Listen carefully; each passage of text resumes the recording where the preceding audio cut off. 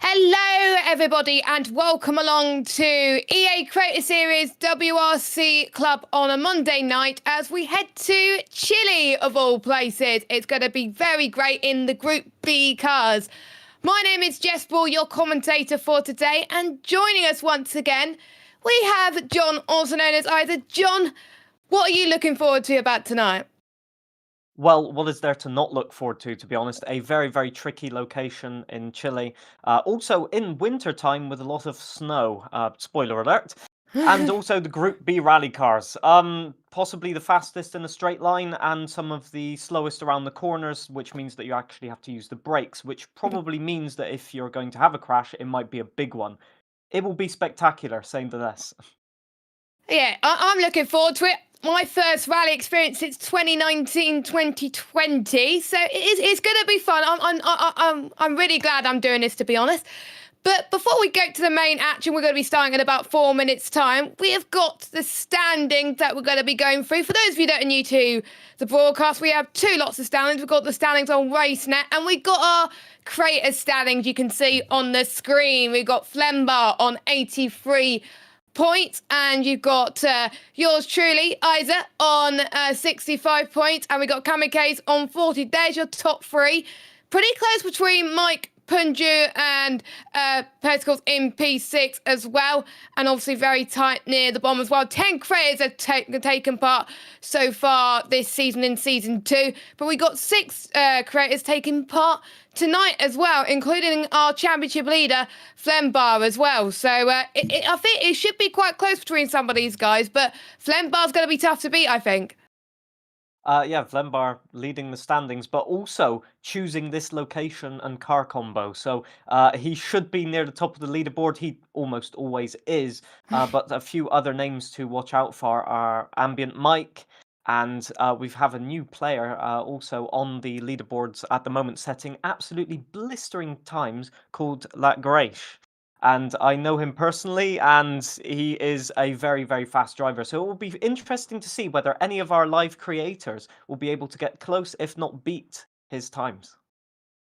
Yes, and you too, of course, could get involved in the club. We got the EA Creator Series Club on WRC on RaceNet. If you want to get involved, it closes this stage at 8 a.m. UK time tomorrow. So if you want to get involved whilst you're seeing your favourite creators, you can. You could do it now if you want to, or you could do it a little bit later on as well.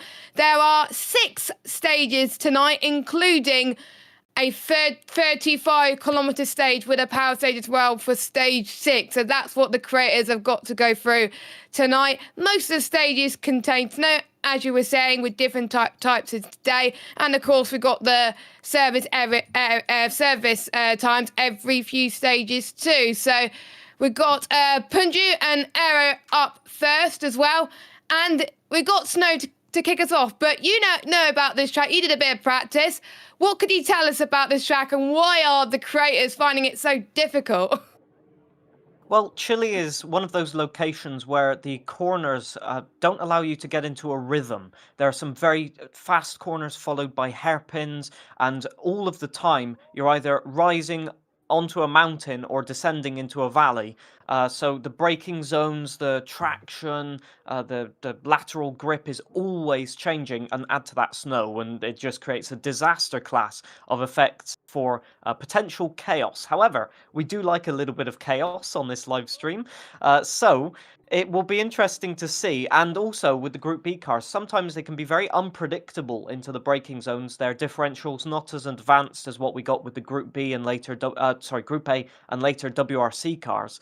And so it's sometimes you can arrive in, especially if you have worn tires, you can arrive into a braking zone, just lock the brakes, spin around, and get into all sorts of trouble. Other than that, the weather conditions plus the stage times can be very difficult because you get reflections on your screen from the low sunlight. Sometimes it's very difficult to see because there's a lot of trees in this location, so if it's particularly dark, which it will be for BOBO, the last stage, starting at dusk, probably ending in complete darkness, you really need to pay attention, and with the amount of obstacles as well, you don't need to break those lights if you want to survive. And I think Punju is about to start. Yep, the engines are revving very soon for Punju. He's going to be the first one out, and he is in the Audi this evening, which is the car I potentially would have gone for if I was here racing tonight. Or I would have gone for the Peugeot because it has a bit more horsepower. This car had 2 World Constructors Championships in 82 and 84, and 2 World Drivers Championships, and 2 very well-known drivers too. So we've got two of the creators about to get underway, and here they are then, about to negotiate a very tough circuit, but one of the least treacherous in all of the event tonight, because obviously it will get worse for some of the stages, but it will get better in some of the stages too. But it's starting off in the morning as well. Less shadows for now, but expected to be more difficult as the event goes on. And those two did very, very well so far. I'm prepared that I'm probably going to jinx people tonight. I always do. So I do apologise, but they seem to be keeping it clean so far.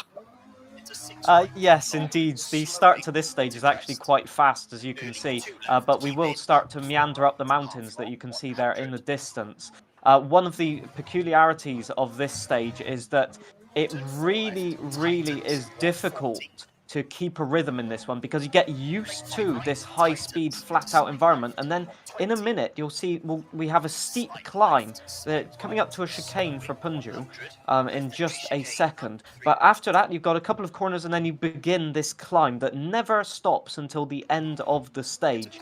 And so for the Quattro especially, which is a very old-school car, you've got the understeer of it being front-engined, and also just the sheer amount of horsepower. I think 476 in-game brake horsepower. And I'd just like to say the parallels with Aerotech starting as well in the newest Group B car, which was the RS200, which was a thoroughbred-built Group B car with the engine, mid-engined, everything designed perfectly around the regulations. I do like the parallels with that. I do as well. I think the other cars that are, I think the Audi is the only front-engined car. Every other car that the drivers have got in offer for all the stages are mid-engine. Audi is front-engined, so But Punju's gone for a choice I would have gone for as well, because I love the Audi. But best place finish in the Ford car was 3rd place in Sweden back in real life, 1,050 kilograms in weight, and was reimagined by the legendary Ken Block as well, which something is quite close to my heart as well. As the time to beat in the race net standing so far is set by Gresh, who's in the chat. Unfortunately, his PS5 crashed on stage 2, which I'm absolutely gutted for him for that. 5-minute 14.6 is what they want to be. As I just said, that Punju had a little bit of an off. Yeah, Punju, just clipping the logs on the inside there. You want to take a little bit of an inside line to get hooked up on the rocks, but the problem is the logs are right next to it, and I think he just got the bodywork caught on it and spun round. Not too bad. Also, Aerotech having a little bit of an off a couple of, maybe about 20 seconds ago now, hitting a steel pole, which cannot be very good for the car, that's for sure. These Group B cars are not the most solid. Once again, clipping just a tiny bit. It's very easy to roll these cars on these stages. There's so many little banks and other obstacles that you can hit. Very, very tricky. I'm surprised to hear that for Grace about the crash that he had. Very rare thing to happen, actually, in my experience. So very unlucky for him. He was setting blistering stage times up until that point, so I think he can take all the consolation from that, at least.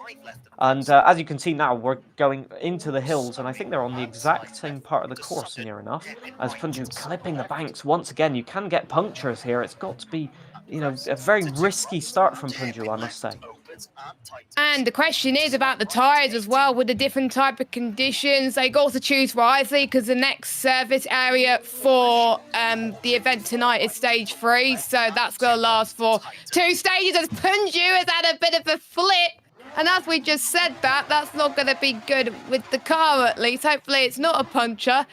And he's back on the track, so no reset penalty for him, which is a leave too. Let's hope he hasn't chosen the wrong tyres so far. And I think Aero's going to probably finish the course first for stage 1.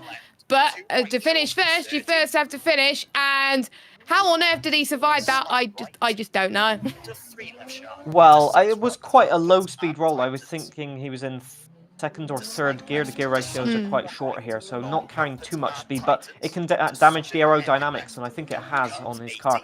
Thankfully, this is not the highest speed location, but it does make a difference, I can tell you that much.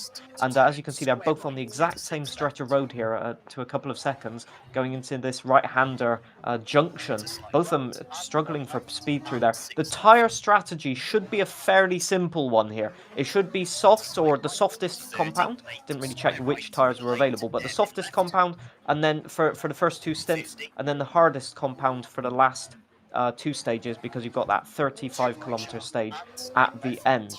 It's going to be very, very tricky to manage the tyres because Chile, in real life and in the game, is one of the locations that just choose the tyres. The gravel is very, very abrasive. And last year, we had a spectacle where the Toyotas, in real life, took the softest compound tyre, and by the end of the morning loop, they just had punctures and had no spare tyres to replace them. So we could see a few people struggling with tyre wear here. Yeah, so they've got to obviously be more cautious in terms of the tyres as well, and obviously in the first few stages, because they know they're not going to last long. So if they have too many crashes, that's where incidents happen. And if it's obviously a DNF, then it's a DNF. And it's not going to be that long before they finish as Punju heads to the finish line. And it is a 6:13, if I can see on my screen. Yeah, there we go. 6:13 it was. Yeah, 6:13 both for of them Punju. setting basically exact same times from both of them within a couple of seconds, I think. So very, very even in terms of the times. And just within the top 100, they're 98th place. For Punju. Not the start that I think he would have wanted, to be honest. I think he'll be surprised at the gap. And 6:13 there, as I said, from Aerotech. Incredible. What a coincidence that the drivers both made mistakes and they're within a couple of tenths. Let's see where Aero is. 93rd, so just ahead. And I know the rivalry will start already, as we've got Mr. Kamikaze and Vlembar in the stages here. 2 of the fastest drivers of our broadcast here. As Vlembar looked like he had a bit of a problem there getting out of the first is fine. My second is junction. That was a bit weird handling. It looked like he had a huge amount of understeer. And Mr. Kamikaze has completed, I can't see his stage time just yet, but hopefully he'll scroll down to it. It looked like a fairly clean run. There he is, 13th place. I just managed to catch it, 13th place while he was scrolling through. Wow, Incredible time, actually. He is in the Delta S4, if I remember correctly. And that car can be tricky to handle. Vlembar is as well. It looks like all of our fast drivers, or they call them esports drivers, have taken the Delta S4, which is interesting, seeing as the top 2 times on this stage are in the 205 T16. Yeah, I was expecting those drivers to go for the Peugeot due to the horsepower that it has and the history that it's had as well. But the drivers want a challenge, of course, and we also got Mike and Viper on doing their stage as well. So we got more drivers ready to take the scene as Vlembar is just about to finish, and it looked very, very tidy from Vlembar. So we're going to see what the stage time is once the game decides to load. Yeah, a driver that's only interested in first place. I know he's very, very competitive. And he must have made a mistake. 6:25, he's definitely made a huge mistake there. But no reset penalty. I wonder if he got a puncture. I honestly think that he had a puncture, at least in the last portion of that stage, because he was turning in and getting absolutely no steering whatsoever. 2 of our drivers here, by the way, in the Metro 6R4. Ambient Mike, a very fast driver as well, and Dark Viper, also fast.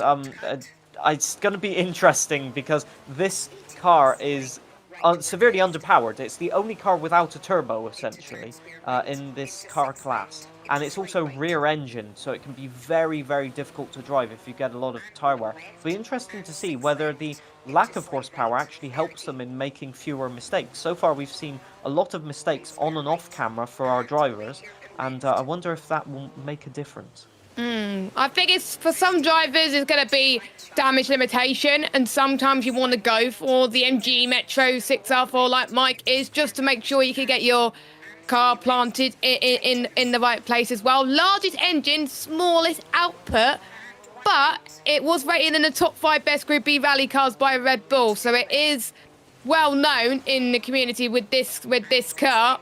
But many people don't want to drive it. But Mike has a good preference with that so far. In second gear through that corner. It's nice he has the gears through there, because it helps us get a little bit of an idea. You can see he's around about in the 5-minute 25s so far on his run. And Dark Viper must have made a mistake earlier on his lap as well. He was definitely struggling earlier on too, unless he's on the second stage. Are they on the second stage or the first? It's hard to tell. First stage. This is the first stage. Ah, right. Yeah, this is the first stage. So yeah, Dark Viper definitely made a mistake early on in that, which is a bit of a shame, but at least he's still going, of course. And yeah, Mike is about to finish. Yeah, I think Ambient Mike's done okay on this stage. The time was about a 5:40, something like that. So not up to his usual standards. I know another driver that likes to go for, well, 15th place. I said nothing, actually. 15th place, not bad. Obviously, you'll be losing seconds in this car. Interestingly enough, I was going to say about this car, the Metro 6R4, it did a lot better in Rallycross when they actually put a turbo on it. Oh, Dark Viper's still going, by the way. He's like, he doesn't know where to stop by the marshal. But there we go. He's got it going eventually. And the camera's inverted once again.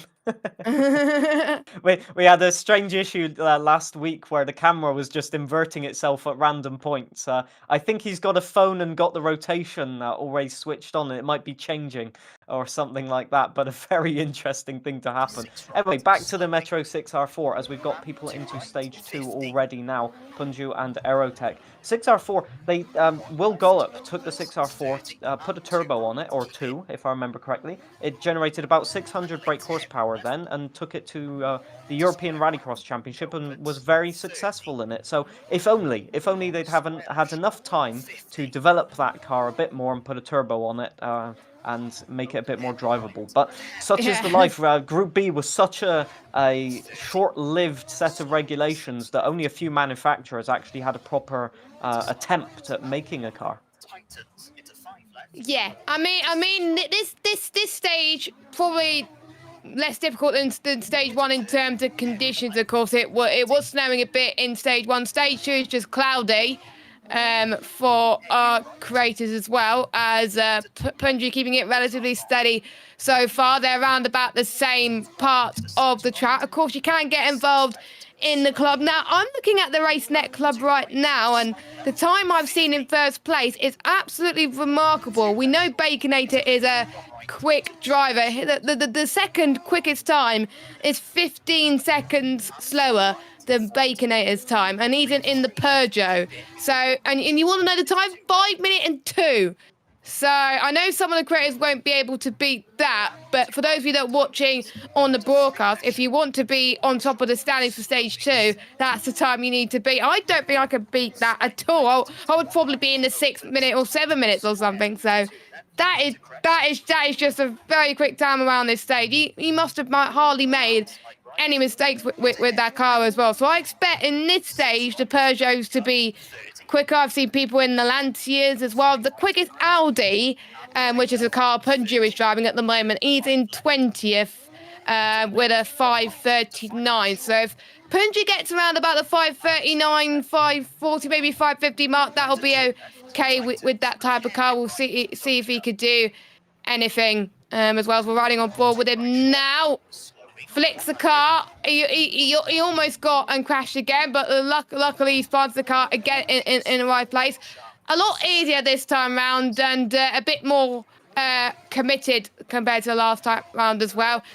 I think I remember this is the first stage you ever done in WRC when you got the game. Is that correct? Yes, it is. Yumbel, I hope I'm pronouncing it correctly. Anyway, it was the first stage. I did it in a Rally 1 car and crashed about 50 times trying to understand the boost system. But it was very, very fun. It's the reverse of stage 1 for us in this event. And it's the exact opposite problem as we see Vlembar going, just clipping, I think, a branch or a bush there and getting dragged off of the side of the road and then hitting the tree. Thankfully, most of the cooling and all of that for this car is in the rear, so it won't be affected too much. I hope he doesn't have radiator damage, but definitely very tricky start for a driver that I thought would be one of the favourites. I was going to say also that most of these cars are very, very difficult to set up because they have such a narrow operating window. If you make a few tweaks to the car, it can have such a dramatic effect. And you can go from understeer to snap oversteer, and it can be really difficult. So sometimes taking a more stable car can get you a lot better results. For Punju, though, this downhill section might be a lot worse than the uphill because all of that weight on the front of the Audi is going to be very, very treacherous. On board with EXR Kamikaze here, one of the guys trying to push flat out in the Delta S4. This car, I'd say the easiest to drive on default setup. If you've got a good setup, it can become even easier, but that supercharger and turbocharger really make the power delivery quite stable, and it's got generally quite good tyre wear. Probably one of the favourite cars, even though the top times so far have been set by the 205. But the 205 T16 is just a rocket in that it's uncontrollable but very, very fast. And going back to Baconator, he is, I want to call him Colin McCrash, but that would be a bit of an insult because he has genuine pace, but he has this tendency of not finishing a rally, and I hope this time he can actually get a time on the board and finish the rally, maybe in the top places at least. But as you can see, they're onto the very fast, well, for Kamikaze, onto the very fast section now at the end. Yeah, so tidy from Kamikaze there as well. Obviously, it's hard for the visibility right now, as you can see, of course.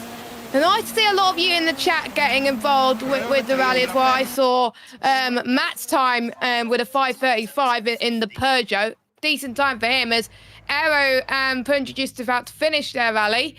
So the time to beat, as he's got it covered up by the camera. There we go, 5:55 for Aero. That's a respectable lap time from him. I was expecting most of our creators to be around about that time. So that looks pretty good for him. And yeah, Punju is just about to finish, and he's just hit the marshal again.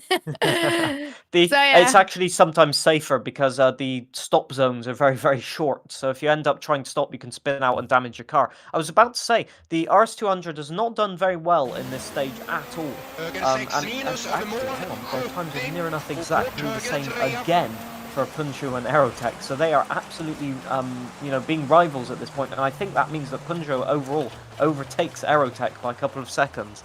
But on that stage, the Quattro and the RS200 not doing very well. I think the extra weight downhill might be affecting them a lot. 5:52.7. Yeah, I think so as well. That's probably it is quite a difficult stage for the drivers due to the elevation changes. And a couple of corners. who are we seeing now going through the standings? Oh, for P3. So 5:24. So he's top out of the ones who is racing tonight in the creator standings. So he is the driver to beat so far in the stage, which he's aiming for top 10 tonight. That's what he wants to be. Flembar, I know, could go quicker, but there has been some moments where he prone that he could make a bit of mistakes, but he did win last time out as well. And Viper very happy 94. Yeah, very happy with that time it looked. He was arms up in the air celebrating. So yeah, with these cars, honestly, just making it to the end of a stage can be a victory. And hang on, who's that with a puncture on the front? That's Kamikaze that's had a puncture. Vlembar. Another puncture for Vlembar. Vlembar. Incredible. That's 2 punctures in 2 stages. This guy cannot get a break on this one. I think maybe just pushing a bit too much, or maybe that little incident that we saw hitting the tree was enough to give him a puncture. These cars are very fragile, so it wouldn't surprise me, actually, that there would be a problem, but not going the way that he wanted to. 6:22 is, wow, it's way down. It's a minute, more than a minute off the lead. Yeah, I mean it's just so easy to get a puncture when you're pushing the car on those soft tires, and you're not going to be on the hards until a little bit later into the stint, into the event as well. So that is a bit of a shame, of course. But it is going to be, I think, easier for some drivers for stage 3. I'm looking at the YouTube chat, by the way, the EA Sports WRC chat. Hello. We're not ignoring you, I promise. Trying to look at 2 chats at a time is difficult for me at times, but we're getting there. Baconator said he did a bad oopsie on stage 3, which is that's not usually like him at the moment. So yeah, he's not currently top of stage 3. It's Lowell who's top of stage 3 with a 5-minute 26. So yeah, Punju, we're about to go for stage 3 as well as Aero as well. So Kamikaze, the time to beat right now. You panicked me earlier on that we thought the Kamikaze was having a puncture, but no, it wasn't Kamikaze. He's all good. It didn't look like he had a puncture. So you can see Aero is seeing if he's got any repairs to his car, because I believe, I'm just trying to see, is that the next service that they can make any changes? Yeah. We could do an interview if we like with Mr. Punju. It would be interesting to see his thoughts. Hello, hello. How's it going so far? Is it tricky to drive? It is the definition of tricky. ST Rocka is tricky. Yeah, this is insane, dude. Holy smokes. I'm so mad at Vlembar for this combo right now, dude. It's been fun though. So what's the most tricky thing at the moment then? Is it the stage conditions, the car, or both? Yes. I think I think it's actually, rather than like actually the stage, the car, any of that kind of stuff, it's more so the me and how do I rein myself in to then work with the stage in the car? Because I always recognize, like, hey, I'm the common denominator, right? Like, I am the problem, as Taylor Swift would say it. And so I recognize that it's my fault that I can't rein in this power. So that is the hardest part, is I like power. And when I have it, I want to use it all. But when you're on snow, in non-snow tires, in really bad conditions, with really tight, windy roads, you shouldn't be using that power. So that's been the hardest problem, I think. So I'm getting the thing of use the accelerator, but don't use the accelerator. Am I correct in that? That's the one. It's weird, though, because you need the accelerator, too, because like these cars don't have handbrakes in real life, right? And I'm a sucker for realism, so I'm trying my best not to touch my cheater bar. And so I'm having to clutch kick my way out of every single corner, like every single hairpin. And so I'm trying to use the accelerator pedal, but when I touch it, I die. So, like, you know, what do I do? Well, the good old Scandinavian flick was invented for a reason, and I can imagine it's very difficult to use that because the cars are very, very wide compared to some of the other cars. So, yeah, maybe try that. But we've had 2 punctures actually from one of our drivers already, Vlembar. So maybe the cautious way is actually the way to go. He's on 2 already? Wow, I thought he'd only been on 1. Okay, feeling a little better now. 1 for each stage. Yeah, I'm not sure of the first stage. Definitely the second stage we saw a puncture, but the first stage, his time for some reason was way off, so we're suspecting a puncture. What is this weather on the 3rd stage? Oh my gosh. Heavy snowfall at Rio Claro. Have I said that right? Man, it's Rio Claro. Gosh, who set this up? Whoever could have designed this. They're crazy. It could be worse. It could be at night with the snow, and I can tell you, you can't see anything if there's heavy snow and night conditions. If I recall correctly, it's going to be, actually, so that's going to be fun. In the final stage, luckily it's light snowfall, so you're all good. It's not heavy snowfall. We're too nice not to give you heavy snow for the long stage that we've got later on. Gosh, man, I would have been really mad at myself if I did that to myself. Would have been a little silly. But let's have some fun. Let's go do this thing. Yeah, but I hopefully we'll speak to you a little bit later on as well. I'm sure you will. Thanks, Jess. Thank you, Mr. John. Appreciate you guys. Good luck. Oh, you didn't hear that one. Well, too late. I guess no good luck for Mr. Punju. It's always wonderful to have a chat to him because he's got so much to say, so much comments to make on the car, the handling, the stages. It's really, really good to get an insight from the drivers, because watching it is one thing, but driving it is another. And sometimes I believe we've also got, we also got an interview with Dark Viper. Hello, Dark Viper, can you hear us? Yeah, hello. Now, we were watching your POV at the end, and you looked very happy after you finished that second stage. How was it for you so far? Oh, it's been great. Usually I DNF the first stage like every time. I've got to the final turn and flew off the track because I just let off. I have like 100 miles an hour into a tree, but the car still looks good. The second stage was so much better. I finally found a rhythm. Well, Yeah, that's not because- something I was expecting to hear at Chile, of all locations. So how are you getting into that rhythm? Because a lot of other drivers struggling, it seems, or Punju at least telling us that it's quite difficult. How have you found that rhythm? I don't know. I just quite enjoyed. Like last time, I said I enjoyed, like the softer tires on the wet track. I just like that it slides around more. I don't know why. Yeah, Like, so getting yeah. a bit more oversteer than rather than understeer. Interesting. Yeah, Very I don't make interesting. setups on the cars, so I've got what I've got. That's a very bold and brave decision, because these cars are very, very treacherous. How are you finding the snow conditions? Is it affecting your visibility or anything else? Honestly, I didn't know how to practice in the snow, so I didn't practice that either. So I'm just this is my first time in the snow as well. So like I'm just having fun, to be honest. That sounds What more brilliant. can I say? Well, yeah, what more can you say? What more can you want, to be honest, from Rally? It's Rally is one of those things where it's a great adventure, and you seem to be having one at the moment. And yeah, I will say it's great that you've made it past stage 1, and I can honestly hope that you can get to the end at this point. But I don't want to say too much, because I know I have a history of Yeah. jinxing. I'm one gone. Yeah, John is known for his jinxing in the WRC broadcast, so if there's any moment where he starts to jinx you, I could shut him up if you like. Yeah. Quiet him down till I've crossed the line, then he can say what he wants. Yeah, I mean, it might I'm not be good for I'm the not going to fans, say though, anything so- either. You're safe with me. You're safe with me. All right, thank you. Oh.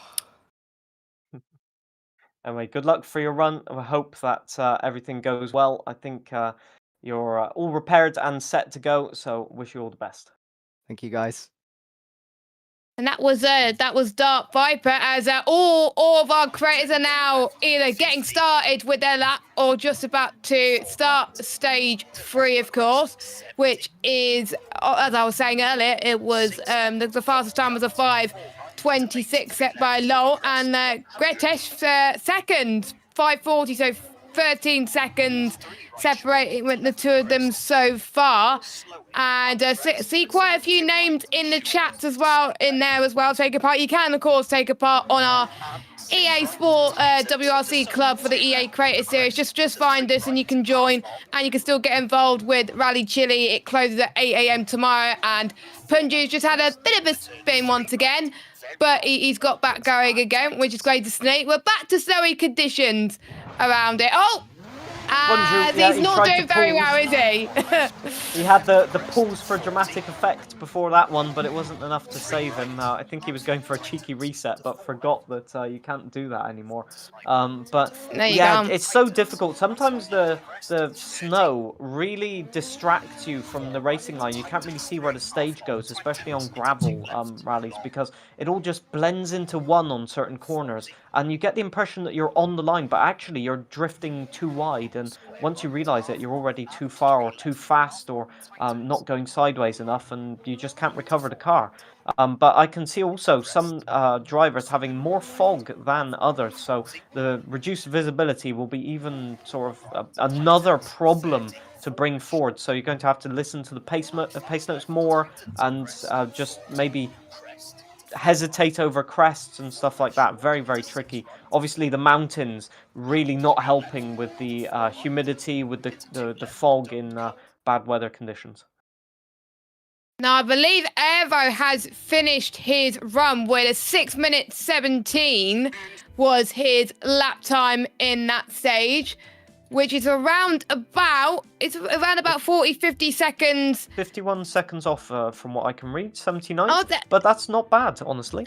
That is pretty decent for him. That is very good with that type of car, of course. We still got Punju, Dark Viper, and Mike currently doing the stage right now as well. And Mike usually tends to do very well around this type of stage. Punju pausing again for dramatic effect, but is he going to get the car going? Oh, maybe. Might have some sort of technical issue, maybe. Yeah. I've seen this once or twice before. But I hope not, because I have not either. one of the rallies you don't want to have a technical issue on is one where there's constant corners, which Chile is well known for. Yeah, It might be. I'm getting it's- some information. Oh, Kamikaze just doing the same as Punju, basically, just miscalculating the speed into the corner and just sliding off the track. But four-wheel drive system able to recover. I'm getting the info that it could be a wheel swap for Mr. Punju for redemption in his live stream. So it could be, and it has happened before. So info coming in for us, although it's quite a long wait, so I'm not sure.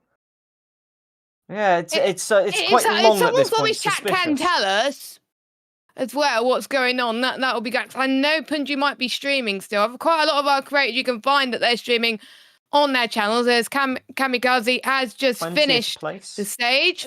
What's going 29 on, seconds that will off. be great. I know That's a Punju good might be stage streaming time as still. well, Quite a seeing lot as of our the creators you the can second find place that is they're already streaming on their 14 channels. seconds off. So Kamikaze that has is a just good one. finished. That's from Mr. Kamikaze. really good for Kamikaze right now. So he's just finishing. And then we've got, I think, Dark Viper on the left, still going strong. So is Mike as well. Interestingly, that they've opted for, obviously, you can see more of the fog in Mike's view compared to, obviously, what we're seeing with Dark Viper currently as well. Now, if I was Dark Viper, I would probably be aiming for, the 6 minute mark, but I think you can tell for him it's just about damage limitation there as well. That was very tidy from him so far through this lap as well. Make sure it's important that you follow the pace notes, especially around this track, because if you do not listen to it at all, that's where mistakes happen. So he's doing very nicely at the moment. But believe it or not, in stage 2, I think he was in the top 1. Oh, does he graze a little bit of the wall on the right? But I think he's okay. He's still got the car in the right place. Lucky. I think he misclicked something on his wheel. Misclicked something on his wheel and started looking to the left as Punju completes the stage. I wanted to say about this stage, it's a completely different one to, as we got 84th place, I think, for Punju, 52 seconds off. So a couple of mistakes, a spin, as you mentioned before, and yeah, but getting to the end, once again, top 100, can't disrespect that whatsoever. But this stage, very, very tricky if you're having to rely on the pace notes with fog and all of that, because there's so many blind crests, and contrary to the previous stage, you really can't see much apart from the tree line sometimes. So a bit like in Finland, you just have to follow the tree line sometimes and hope that it sends you in the right direction. But as you can see, there are some gaps, and this very, very tricky stage, because I think the average speed is slightly higher in this stage, at least for a couple of sectors. Ambient Mike completing the stage there, as we can see, and Dark Viper nearly at the end. Let's have a look at the stage times if we can. So 20 seconds just behind Mr. Kamikaze there by 0.06 of a second. Wow. That was the difference. I did say Mike's stage looked pretty good there. You could tell he was enjoying it. I really could. So I had a feeling it was going to be a good one and close to Kamikaze's lap time. So good job between both of them too. And it's not long before Dark Viper finishes stage 2, and I was right. He's about to reset. There we go. He's going to get a 30-second penalty. Oh, and that is going to apply as well, because he didn't cross the finish line. You can get a penalty after the finish line, and it can be not applied to your time. But he crashed on just the last corner once again. He's DNF'd on the last corner before, but I thought it was game at least over. It was a reset penalty. I was worried for a second that it would be a permanent DNF, but a 30-second penalty is quite the damage already. I think he's believed that it was not a DNF. 6:44, I believe, was his time, but it could have been the 6. I think in the 6:14s without that. So that would have been a pretty good time for Dark Viper if he didn't have that penalty. 100.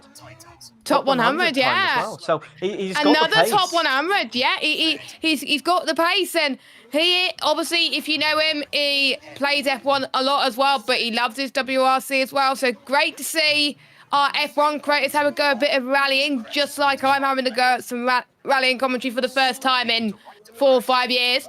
But we're on stage. I'm just trying to see what stage we're on. Stage 4 now. For Stage Punju 4. and Aerotech. Afternoon, 8.1 kilometers afternoon, light snowfall. 5:36 is the time to beat. Set by Gretsch Tech right now on the stage. And I'm just trying to see. By the way, well done to Monkey Matt on the last stage. By the way, 9th place overall. And with a 5:48 in Rio Claro, so good job with him with that time in the PEGI. He seems to be ploughing on with his creators as well, so good job for him so far. But I think Ari just made a little bit of mistake earlier on in that stage. But what can you tell us about this stage, John? Well, if I am correct, it's the repeat of last stage, inverted. So you're now going uphill. If I'm correct, I will just check that.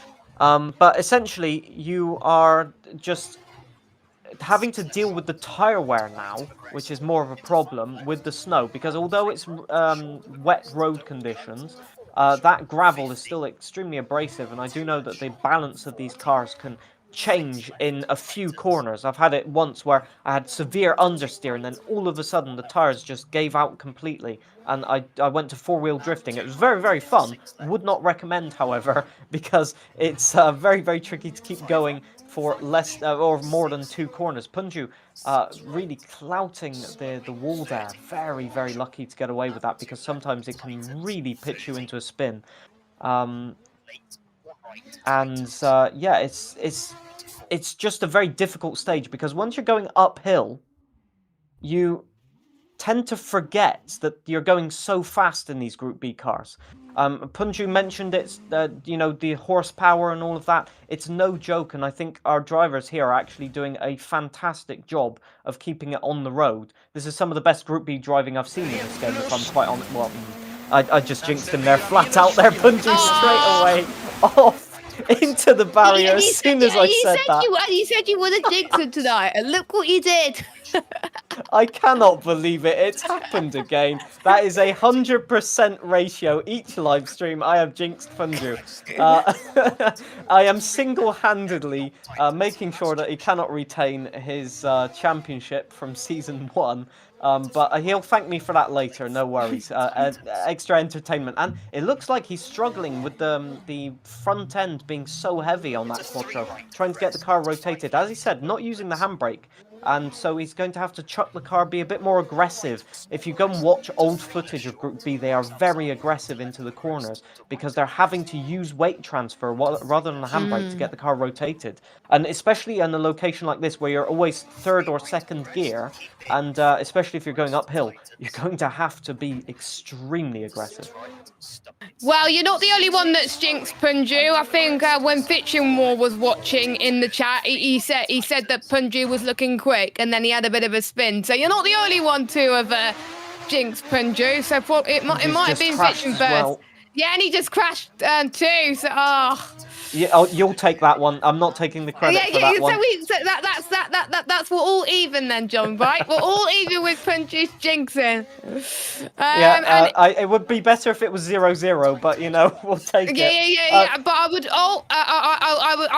would rather have either both of us jinxing or none at all. There we go. And Fitching War's asking, is it just the 4 of them? No, it's not. We got, I think, 6 creators tonight. And of course, anyone could take anyone could take part in the club as well. You have until tomorrow. That's the beauty of WRC. Even though we've got creators taking part in the live stream, you can of course get involved in the club. Just search us on RaceNet. We are the EA Creator Series. You're able to join 2,438 members we have in the club. So a big thank you to those of you that have joined us so far. After this, we've got, I think, 4 more stages still to go. Two more. No, Two 4 more stages. No, 4 more events, sorry. My 4 bad. more rounds, yes. Yeah, indeed. 4 more rounds, 2 more stages to go. Numbers, it's they're been a not long my day. strong point either. I'm getting used to the rally terminology because I haven't done it in so long. So, yeah, so we've got 4 on screen now. And we've also got 2 that they're just starting their runs as well. So they're all incremented into times as well. So they're not starting at the same time. So we can have equal footing for all of our creators that are taking part, because quite a lot of them are streaming, and there's quite a few esports drivers in there as well, just to show us all how it's done in a way too. So yeah, that's all how it's going as well. But yeah, and he said he prefers to watching and getting annoyed at myself at rally. Fair enough. So he's a big fan of rally, but he doesn't want to get involved in it. Fair enough. You're like me. Every time I make a mistake, I always get a bit frustrated with myself, but there we go. But the track surface is a little bit more difficult, but it looks absolutely beautiful. That was very close from Punji again. He just got so lucky with that. He clipped the rear on, I think, one of those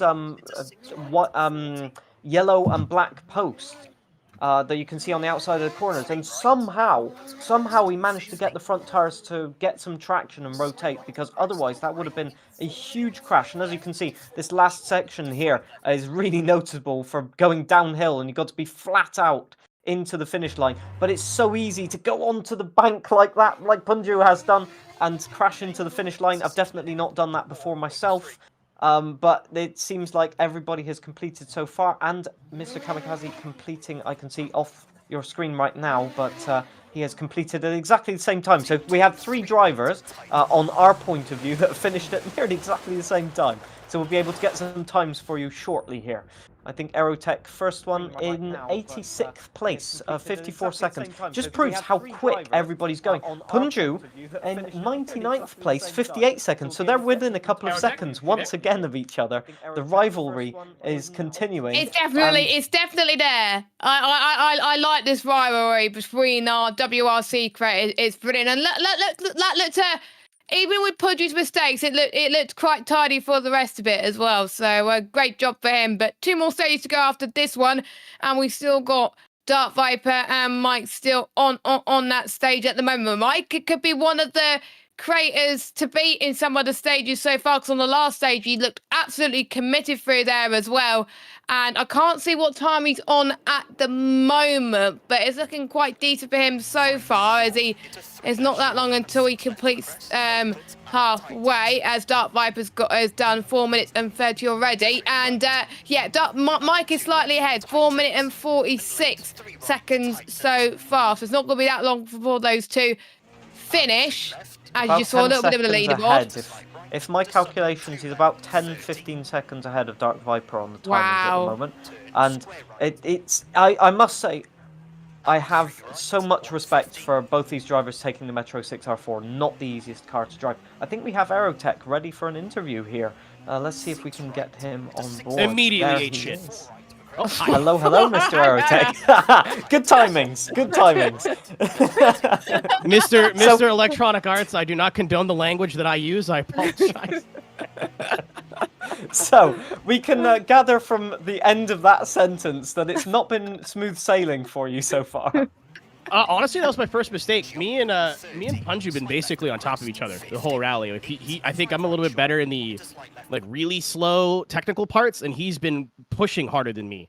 So on that stage, I don't know if anyone saw it, there was a 3 short, and I'm like, okay, it's a short, so I can kind of just carry a little bit more speed and turn the wheel a little bit harder, and maybe it'll just slow down. But I guess because of these older cars, it doesn't there's no side bite. It doesn't cut speed as much when you're sideways in the dirt. So I just bounced off a rock wall and spun it out, and then that's my first big mistake of the rally, because I think that me and Punju had an analogy when we were talking. We're basically like the Solberg brothers. He's Petter, he's got more pace, but he likes hitting things, as it turns out. So you're Oliver then. Yeah. Let me Let me Just just hanging out. make I'm another heading. comparison to the Solberg brothers. Is that you basically managed to make a mistake near enough at the same time on that stage as well, and that happened also to the Solberg brothers in real life. So the comparison continues, as they say. You Yes. see? You're I want in my Swedish sync. passport. Well, it's paradoxical because the mistakes are happening, and yet you're losing the exact same amount of time compared to each other. So battle on into the last couple of stages. That 35-kilometer stage, what do you think of it? Every long stage we've done in Creator Series, there's always people that like get comfortable like halfway through, start pushing, and then make mistakes. So my whole like total thought process is get the car to the long stage as good as possible. I'm gonna hit stuff. I don't have the skill ceiling that some of the really good guys in here do. And just minimize mistakes. If I hit stuff like little bonks of the tree, like losing 2 seconds on a corner from slowing down a bit too much is going to be a lot better than losing 40, 50 more for like a puncture or something. So that's kind of just get the car to that stage and then drive it like 70% because I know people I'm racing are going to make mistakes. What term in terms of tires? What tires do you have left? The harder compound tires, or have you gone for Yeah, a that was my softer? idea. I went with the 2 super softs. I thought about doing it the other way around, but I didn't want to risk getting into a 20-minute stage with worn tires. So I'm going to put the harder ones on now. I think it's just the soft compound, and try to be nice to them on this stage, and then hopefully I'll have a bit of a tire advantage because that helped me out a lot in Japan was my tire strategy. So I'm hoping that this big lad here. It looks really technical. I don't think that the tire will matter too much, but I guess we'll see at the end. We will see indeed. The tire wear very, very unpredictable. But I think you're underestimating yourself at the minute. I'm sure a lot of our viewers will be saying to themselves, I wish I could drive as good as Aerotech. So wish you all the best for the last 2 stages, and hopefully we'll see you at the end in one piece. Thanks, Mom and Dad. Thank you, The Era. most I do believe we can get an honour interview from I think either Michael or Flember. Who should we get? I want to interview Ambient Mike based on just his driving of the 6R4. I want to get his opinion before that last big stage of whether he can manage the tires. Mr. Ambient Mike, hello, hello. How's it going Howdy, so howdy. far? Not too bad. I've had only a few minor mistakes. I actually just had a penalty where I may have done the true Group B experience of hitting somebody on the side, but for the most part, in a Oh, very underpowered car, it's going as well as I could imagine. Just want to point out the 6R4 was not involved in any of those real life incidents, paradoxically. So there you go. Filling in the blanks for history, sadly. But the car must be quite. It's rear engined. It's not got a lot of power, which means that you have to push very sort of aggressively to keep up with the other cars. How are you managing that? And is it a lot more difficult to drive or easier? It's a bit mixed, honestly. I personally, I love the Metro. I'm used to how it handles. You can definitely really play around with the weight by lifting off and kind of using the lift off oversteer to your advantage. Because of the lack of power, I definitely have to try to carry as much momentum. So trail braking is really, really important in it, but it's going decently.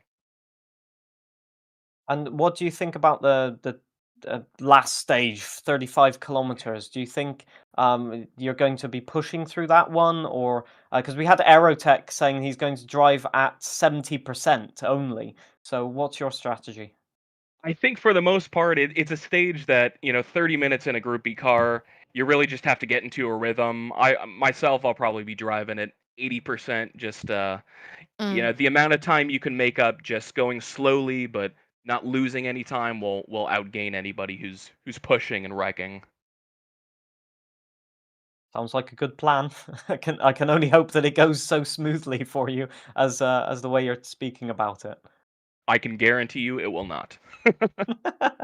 Well, I hope that that doesn't become true, but I'm not going to do anything to say yes or no on that one. You know my history of giving drivers good or bad luck. Again, I think I'm pre-built with a bit of bad luck, but we throw the ESA equation and it adds up. Yeah, just looking here at some of the drivers who have started in the stage, they look to be really struggling on those harder compound tires. So it might be a case, as you say, of driving to the limits of the car. But you're one of the most consistent drivers, and the last question I have is, how would you be that consistent? I'd love to know, because I'm not that consistent. So how do you manage that?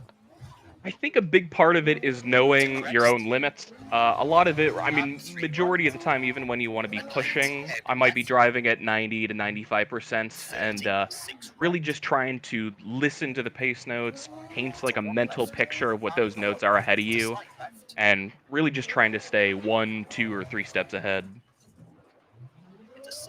Fascinating stuff. I couldn't have said it any better, to be honest, in terms of describing it. That's a very vivid picture. Well, I can only guess that it's nearly time for you to start your stage, so I will not delay you any further unless Jess has anything to add. Nothing for me, but I have to say, you've done very well in stage 4, 26th overall. I think one of the top creators so far tonight in stage 4. So good job. Keep best of luck for the remaining 2 stages. We won't keep you any longer. We'll let you go and do the last 2 stages. Best of luck. Thank you very much. Much appreciated. So speaking of stage 5, that's where we are right now with the likes of Punju and Era and Dark Viper currently as well. Chilavingo, 8.5 kilometers, and we're heading into the night time here in Chile, sunset, and they had a bit of their last service area before they go to the final 2 stages. Let's just hope they got some hard tyres still in their pocket for them to negotiate the 8.5 kilometer stage for stage 5 and the 34.7 kilometer stage. Oh, Punju's got a puncture, a massive crash right there. 90-second penalty. Yeah, because he has to repair the puncture. These cars quite undrivable with a puncture, sadly, compared to the modern cars. So you will easily lose 90 seconds, especially up in the uphill sections coming up here.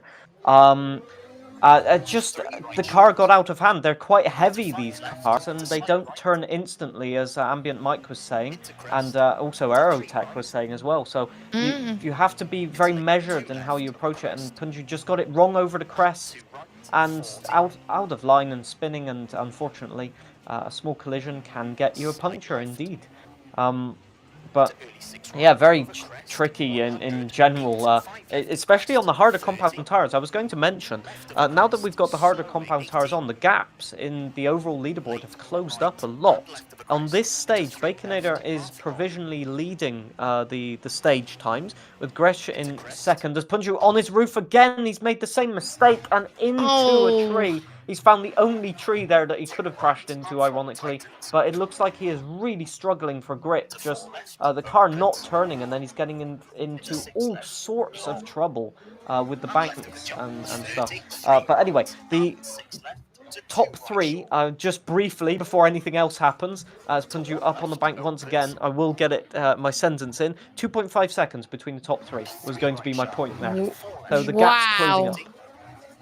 Yeah, the usual protagonist in the top 3, I have to say. So well done to him. And obviously we've got ZYQC, who's doing the final stage right now as we speak, actually. So best of luck. Let me know how it goes if you're watching this back. He was 4th in the 5th stage, 9 seconds behind, but still a good time with a 5:50. So, but I would expect times for most of these guys to be around about the 6 minutes, as Punju's had a bit of a moment again. He's got to be careful to be disqualified. Now, they were on the softs at the start of the event. Now they're on the hards. It's more tricky to be on the hards in these type of conditions than the softs. So it's going to be more slippery. They've got to be more careful. Dark Viper, 20 seconds reset penalty. I'm not sure what that was for. I think he missed the junction.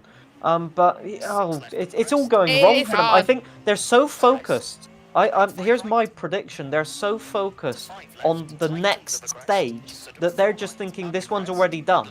Like, this is the easy part, so I'm not going to concentrate. I'm going to keep my concentration fresh for the 35-kilometer stage. and they're making all of these mistakes because they're sort of just driving this one. You know, it lulls you into a false sense of security. And as you were just saying, the soft or the harder tires, but they're softs and super softs. So the soft tires will change the balance of the car, and we've got 2 wet stages or snowy stages here, which just bleed all of the grip completely from the car. And Viper apparently has just repaired a puncture as well. I managed to miss that off of my camera here. But again, you do not want to be getting a puncture here because that means you've got no spare for the 35 kilometers. And there's one thing I can guarantee you're not going to do is drive 35 kilometers on a punctured tire. No. It will drive you crazy. You do not want that. And Aero and Punju in sync again, but don't forget Punju may have had picked up a few penalties, so it will be penalty. Yeah, 90-second penalty. So 6:25 for Aerotech right now, which is what we would expect for him. So pretty decent. So I think it will be around about 7 minutes and 40 something for Punju. That's what I'm guessing based on this 90-second penalty. So 8 minutes 15 from what I can see, okay. and Aerotech So you must 6 more minutes penalties. 25. 6 minutes 25. No, it was just a 1 minute 30, but he had multiple spins and crashes as well. Ah, So right. it's a disastrous stage there for Punju. I don't know how to explain that one. He was being fairly consistent up until now, but it seems like he's just had one of those stages. Vlembar doing quite well. I'm just trying to check his time. 5 minute 53 was his time. So that would be 5:50. That would be 5th or 6th place. I cannot see it on RaceNet for some reason, but it is P6. P6 apparently, according to RaceNet here. So very, very competitive time. 11.5 seconds off the pace. But that's once again to Baconator and Grace, who are absolutely sending it. And Lois, also another one of our drivers who's finished on the podium before, absolutely sending it as well. So it's just so many drivers just throwing caution to the wind, and I can't quite understand it because they've got a 35 kilometer stage coming up and they could damage the car. Curious.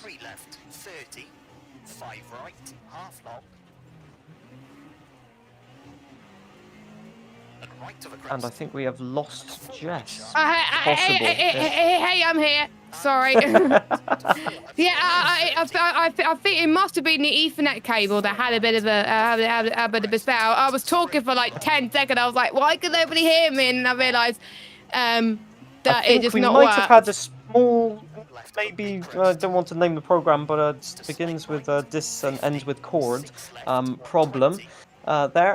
Which happens from time to time in commentary, but we got there eventually. We got there, yeah, we got there. Why did it have to happen towards the end of the broadcast? Yeah. There's nothing like a bit of discord in commentary. Exactly. The bad jokes. I apologise for that one. Oh, wow. But yeah, John with his puns, I like it. Every commentator I work with always likes to have puns, as I believe Dark Viper's just finished the stage. So another stage he's finished, which good job for him. So where is he? He's not in the top 100 this time. He's 193rd. 193rd, yeah. And yeah, he got 90 seconds worth of penalties. So yeah, again, so many drivers getting a puncture in this one. I think this stage does have a lot of trackside obstacles, and the average speed is quite high as well. So you've got the combination of a change of tyre compound, which can upset the balance and the setup of the car. You've got the lighting conditions. It's not, it's a sunset, I think, on this stage. Yes. Or indeed quite bad lighting conditions, as you can see from ambient mic there. And you've also got the roadside obstacles, which means that if you just go offline once, you don't have the grip to recover the car, and you're just going to end up in a world of pain. And sadly, for some of our drivers, it has happened. And I think most of them I ended up jinxing, so we'll gloss over that. And you jinx pretty much everyone. Yeah. So I think Mike was in the 6 minute 15, 6 minute 20, I think, for Mike there. So that will put him 21st. 6 minute 7. Yeah, 6 minutes Wow. 7. That is a great time, I will say, in the 6R4. Not an easy time to get in that car, and I think he's the first Metro 6R4 on that stage, which is just amazing. That is correct. Let me He is. reload RaceNet. He is. So I could- He's the first Metro 6R4 on the stage. I've just reloaded it. Incredible. As we've got some drivers now into the last stage, and as you can see, it's snowfall and also you're going into the nighttime conditions now. So this is all just the worst conditions, apart from maybe fog, that you could have for a 35-kilometer stage. What's your guess on how many drivers are going to finish this stage cleanly / without a puncture? Oh, I'm gonna say half. I think half Wow. are gonna finish. I'm being optimistic. I want most people to finish, but there has been people that have already used their puncher. What do you call it? The puncher penalty on the tyres, so they don't have any spares left. So for some of those people, if I were them, I'll be a bit worried. But I think talking of Punju here is one of them. But I think he's gonna keep it calm in this stage, of course. Just conditions, light snow. As we were interviewing with Punju earlier on, he was probably glad it wasn't heavy snow, because I don't think John Nobody would make it to the end if it was heavy snow. So we got away lightly with light snow. Yes, indeed, it could be a tiny bit worse. However, I don't think any of the drivers will be saying anything like that, as we can see just the drivers absolutely sending it. And Aerotech, whoa, that was very close from Aerotech there, up on the bank. But unlike Punju, he managed to recover it somehow. I think just the different characteristics between the cars, really. The Quattro is quite unforgiving. It has a lot of bodywork that can get caught sometimes. And Punju straight into the fence. Oh, I can't no. believe it. He locked up. It's so easy to do. That corner tightens so much. And he was on the brakes trying to get it stopped, but straight into the barrier. And that's not going to help his confidence. He's only a sector into the stage. And from my calculations, it has 16 sectors. So a long way to go. And also, he might not have a spare tyre. So if he does get a puncture, it's effectively game over. I also want to emphasize on the fact that drivers have to at least somewhat push during this stage, because there are 5 points available as part of the power stage. So Vlembar, who chose this location, has been especially mean to all of our creators here. Yeah, it is a bit mean. So I think it's going to reward the drivers that have been a bit conservative towards the middle half. The likes of Mike's. I think Mike kept it quite clean earlier on as well, so they will have some spare tyres to deal with. But I do feel we could see at least a few people getting 90-second penalties, and I expect two punches from one driver, I think, in this stage. It is not the easiest stage, as we were saying earlier, and it is estimated to take about 25 minutes. 26 minutes, and the fastest time was set by Rody so far with a 24:54, 3 seconds clear of Low in second, and Rody's teammate Naper in third place with a 25:16. So those times were close there. Monkey Matt did well in that stage as well. P6 overall for him so far in the RaceNet standings.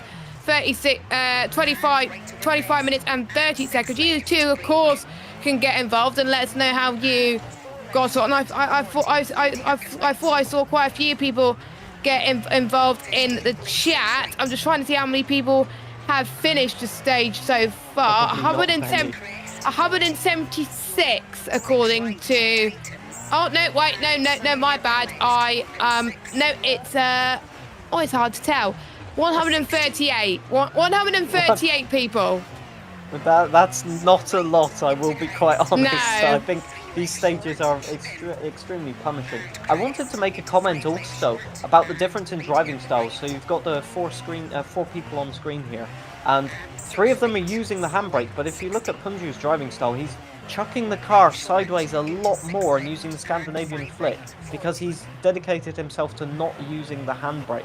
And if you look very closely at the driving styles, you can really see where that has an effect. You can really see where Punju is losing time, essentially. And right there, he would have wanted to use the handbrake into that corner to just get the car rotated so he didn't go into the steel poles. But because he's not using the handbrake, he just understeered into it, and that's the danger with these cars. Because they've got such little grip, especially at low speeds, you can get yourself in trouble. As Mr. Kamikaze going all the way up the bank there as well. I think he was banking on the fact that there was a lot of grip up there, but might have been mistaken. Just adding to the puns while we're at it. So far, no sort of major happenings at the moment. I'm quite surprised and quite relieved, to be honest, because, you know, the one thing you need to a stage like this is a extremely good start. I remember when I was doing the WRC eSports in 2022, the Japanese stage that we were doing was the longest stage, I think, of 21 kilometers, and it started in the wet, but you had to start on dry tires because it was a drying track, essentially. And Wow. you lost confidence, and the gaps were 10, 20 plus seconds. Punju, no, he doesn't get away with it. I can't believe it. He'd done made another everything mistake. correctly. He'd done everything correctly to recover that, just neatly corrected it off the bank, and then there's a tree just at the end, like placed there just for, I think I'll have to rename that tree after him, to be honest. That's incredible that he's managed to find that one. But yes, back to the story for 5 seconds. The difficulty was that once you'd got the confidence back, you found yourself 20 seconds down. So the start of this stage for our drivers is crucial, because if you don't get that confidence, if you don't find that rhythm, like Aerotech and Ambient Mike were describing, then you can end up in a world of trouble, if not miles off the pace. I think I would like to rename I think Punju's not battling with people anymore. Punju versus the tree.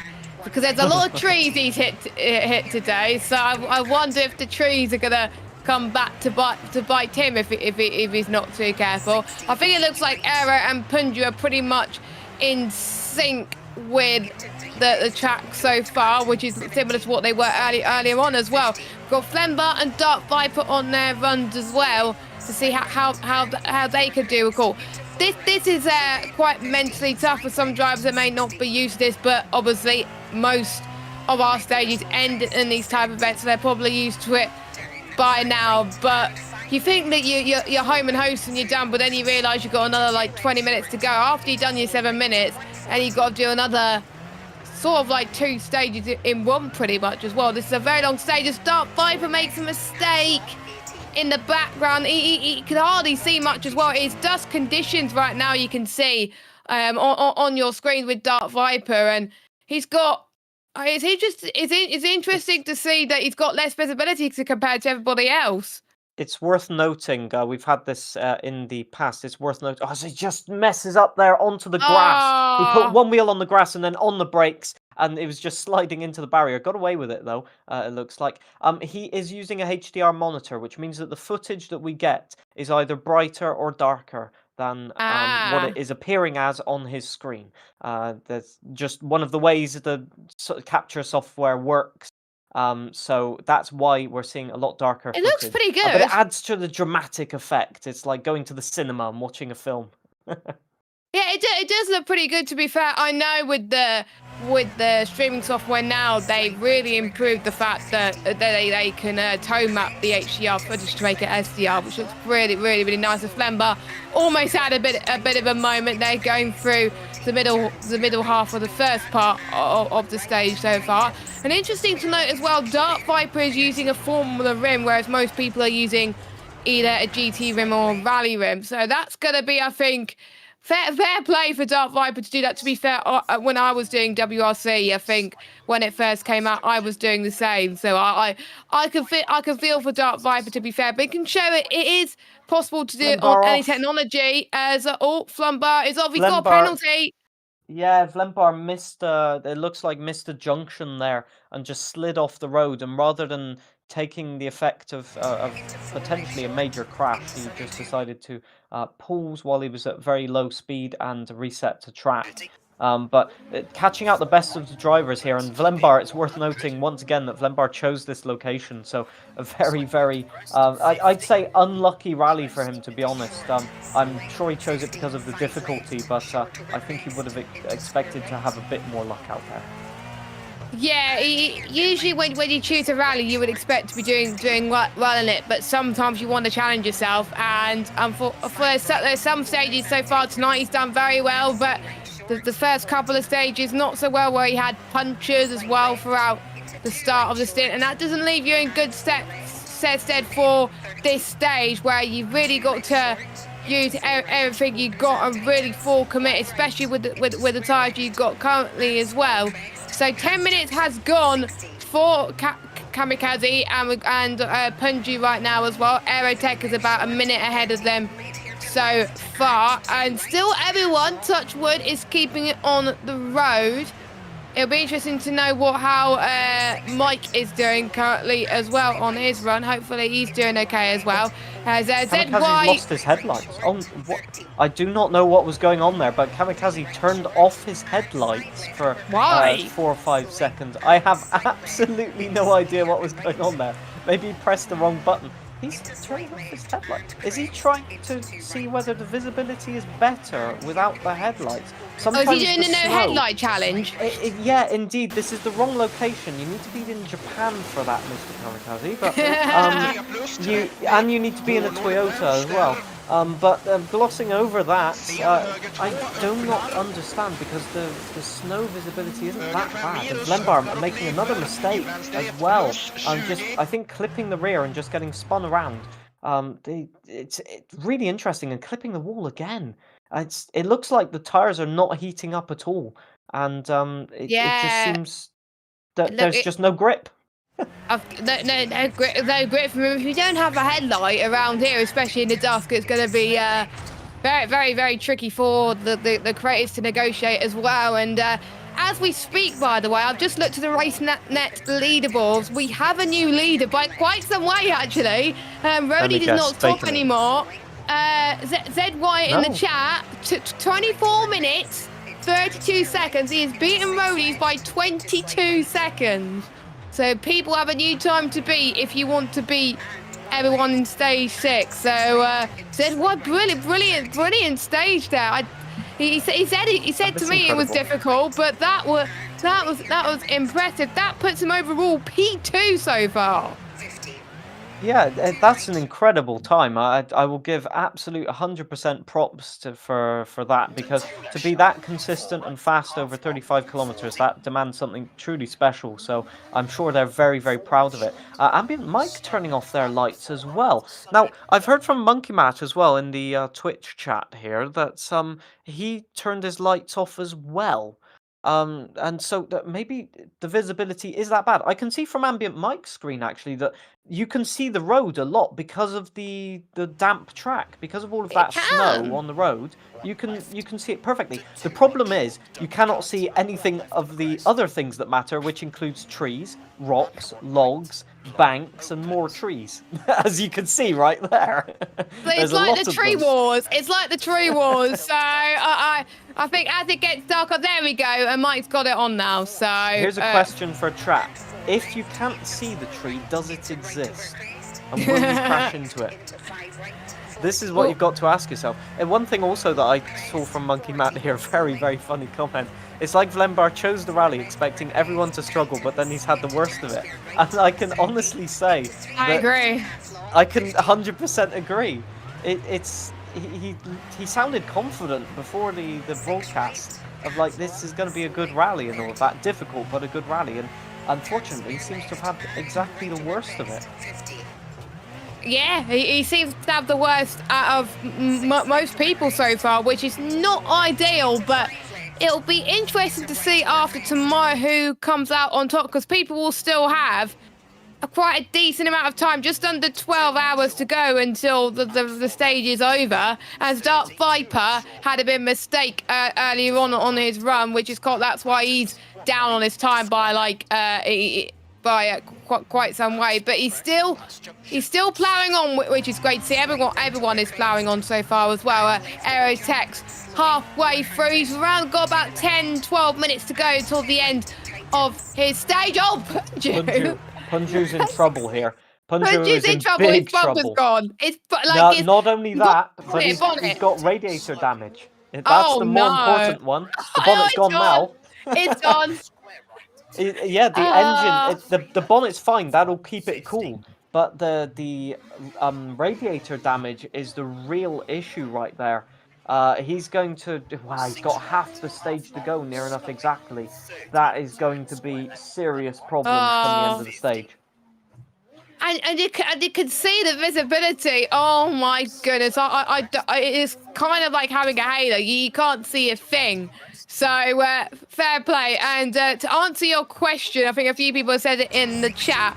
Trees exist, but then again, if you can't see it, you can't crash into it. That's what Fitch and War Channel has said in the chat. So there we go. I wish that were true. I wish it was true, but unfortunately it's not. If you can't see it, that doesn't necessarily mean you'll crash into it. If I can't see it, usually I do crash into it. So the only way to win is to not start the stage. Then you can't crash into the tree. But that means but then again, that's no fun at all. That means you won't. That means you won't finish at all. So there we go. So in all cases, the tree wins. Right, understood. Yeah, so the tree a wins. Dark Viper crashes straight into a tree trunk. As I say that, I cannot believe it. Oh my and God. radiator damage to boots as well. We both talked about trees, so that was both of us, not just you. Oh my goodness. I'm not going to lie, I'm in absolute hysterics right now. Oh God. Right, what's going to be the object that the drivers will have to avoid next week then, in the next week's broadcast? This week is trees. Next week I think probably logs or something, I don't know. It depends everything. Yeah, it depends what whoever's top gets to pick right now, as Punju keeps hitting everything known to man at the moment. Overall, it's Lowell who's top at the moment. So as it stands, if it stays as it is, he will get to pick the chat for next week. Tracks are already picked, actually, just to... for the final three stages. Oh, okay. So we have, we have next week Rally Scandia in the S2000 class, which is actually a really fun combo. I've done it before. Majoritarily, like 80% full throttle on that one. The cars have not little power, but you have to keep the revs up. And so on a very tricky snow location with very, very slow corners, that could be as challenging as Chile is this week. So I can't wait to see that. Yeah, I can't wait. I can't wait to see that, of course, as well. At the moment, and House Game is saying in the Twitch chat, is it even a 30k stage if you don't get radiator damage? That is true. I think most people, have got radiator damage today in the final stage, because it is that treacherous right now as well. For fair play to all of them for keeping going so far as well. You can still, of course, get involved as well. I'm trying to get the YouTube chat on my screen, but I'm scared that my internet's going to go again. So I'll leave it there at the moment so far. As Mike almost had a moment again, but he's just keeping it calm right now. Sometimes you don't want to overdrive it, but sometimes you do. As Mike's got his headlights off for this point. Now, that's the part of the track where you do not want to have it. But Mike's deciding no. Maybe. I think actually there's part of the roads here. I'm seeing a pattern. Sorry to interrupt, but I'm seeing a pattern here. In that the drivers are turning the headlights off when there's more snow on the side of the road, because that's very easy to see where the track limits are. And then when it gets a bit more patchy in terms of the snow, the lights come back on. That's what I've seen so far. I may be wrong in that. But also, as it gets darker, bear in mind this stage started at dusk conditions. As it gets darker, the moonlight or the natural light that you have going onto the stage will get less and less. So actually that strategy of turning off your headlights may not work anymore. As you can see for Punju, he's got no chance of having the headlights on. I think they're broken completely now. Oh, and, no. If there's no snow, like in that corner, if there's no snow on the ground, you cannot see where you're going. And this could be a major, major problem for Punju. Yeah, and he's had enough problem as it is, and as he just said it, you can't even see he's going to reset to track, and he's got a penalty. Oh, Yeah, that just damage clipping is the not bank. helping. Yeah. Yeah, it just, I mean, it's probably just correcting the car, to be honest. The tires probably slipping a lot and the car going from left to right, and just managed to clip the bodywork once again on the bank. It's so easily done, and especially when you've got no lights to show you where the edges of the bank are, like, it was guaranteed to happen almost. But look, he's getting through the stage. He doesn't have a puncture so far, and everything on that front is going well, because if he finishes the rally, he will get points. That's the main point of the matter. You've got to think about the championship, especially when you've had a bad stage or a puncture or stuff like that. So maybe some other drivers will have even worse of a stage. Yeah, there might be drivers that probably we didn't see that are not doing so well potentially. So Punju could still get some good points out of this, because don't forget we've got 2 different standings. We've got the race standing, which all of you can get involved with, and it's also the creator standings, where as I said, that Punju's had another off yet again. This time not with a tree, but with the edge of the track there at the moment. But yeah, there's the creator standings, which is everyone that's in the creator series has done some events already this season. There was a few that didn't take part in the last few rounds but are still in the standings. There will be a few joining us again next week, so a few people trying. Flambar's still on top of that, so with Flambar struggling tonight, this could get very tight at the top. Aaron made a big mistake. Oh, Same thing as Punju. Just clipped the back. He managed to recover it. I mean, credit. He recovered that really well. The drifting skills probably coming into effect there. But he clipped the bank, and all of a sudden you could see panic in the wheel corrections and movements. And it all went wrong from there, but he managed to recover it somehow. I'd love to hear his version of events there. Kamikaze off the road. Huge moment off the road, and that's going to be a reset penalty, I think maybe of 30 seconds. He was going at a vast rate of knots. I think what's happened here is he's broken his main headlights, so you get an extra set of headlights that are clamped onto the front of the car, and I think he's had an impact at some point that have removed those headlights, because from his perspective, I cannot see Ford's like on the other perspectives. The middle headlights are missing, which means you can only see to the side. And that means that driving is almost blind, as you can see it. And that's making it really tricky. But it's impossible.